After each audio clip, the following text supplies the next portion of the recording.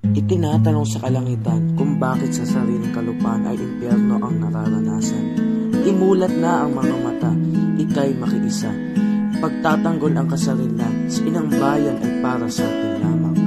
Sinisimbolo ng aking nobela ang pag-asa. Husto na ang pagiging alipin. Umalpas ka, Pilipinas.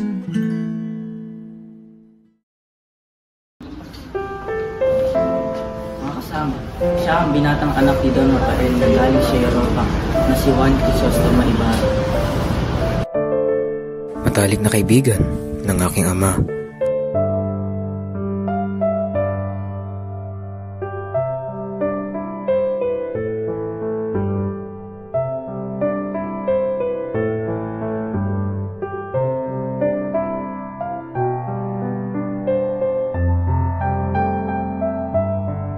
Hindi mo ba ako nalimutan sa paglakbay mo sa maraming bayan na tahanan ng magagandang dalaga? Ang iyong alaalay kasama ko sa lahat ng sandali at siyang tanging ilaw na nalulungkot kong kaluluwa nang ako'y nasa ibang bayan.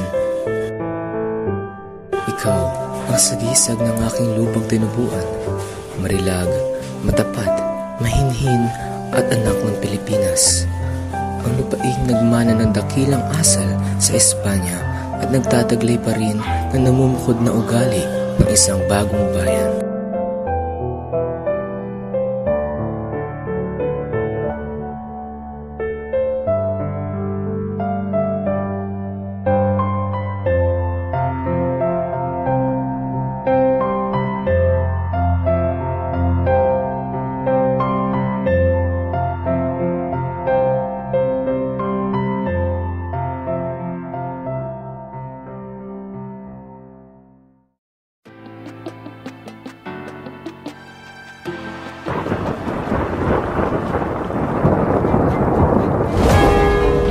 Mag-iingat kayo! Huwag kayong lalapit sa kambala kapag kumikidlaw. Lumayo kayo kung hindi nyo ibig na mamatay! Mag-iingat kayo sa araw ng paghuhugos ng unang bato ng paaralan at huwag lalayo sa kurang.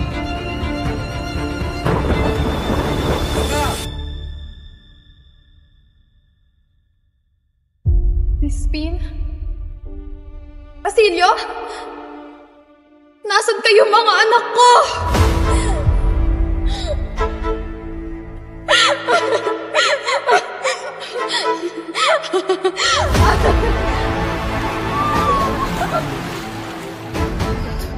Kailanman, hindi ko naging matalig na pinabigo ang iyong ama. Kilalanin ninyo ang inyong kaharap. Hindi ito probinsyana o kalunya ng sundalo. Aba! Excelentísima Senyora Pugos!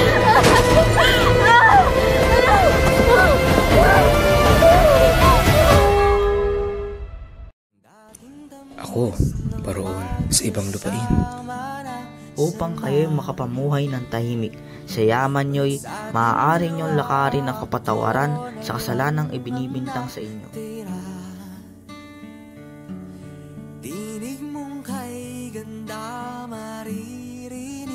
Noong nabubuhay pa siya, pumayag akong magpakasal sapagkat maaari akong makatakas.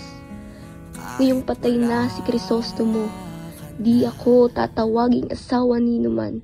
Ngayon ay wala nang nalalabi sa akin kundi ang kumbento o ang libingan. Diyos ko, kung ako ay pinururusahan, iligtas mo ang aking anak na walang malay.